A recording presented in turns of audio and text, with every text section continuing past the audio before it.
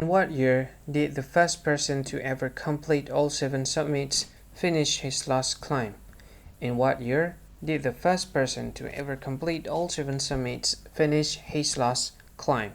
Now I'll give you 4 options and you try to guess which one from these 4 options is the correct answer for the question. And here is the list of the options. The first option is 1986.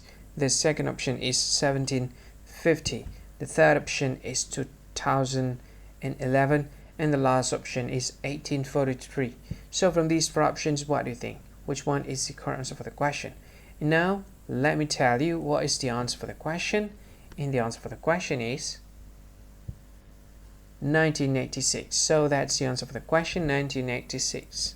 Thank you so much for watching this video. If you find this video very useful, you can help this channel to grow by subscribing to the channel. Click the subscribe button and like this video. And if you want to share it with your friend, just go ahead, click the share button and you can share it to any social media that you wish.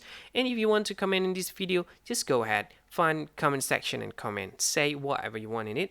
I think that's all of it. Thank you so much for watching this video and see you again in another video. Bye bye.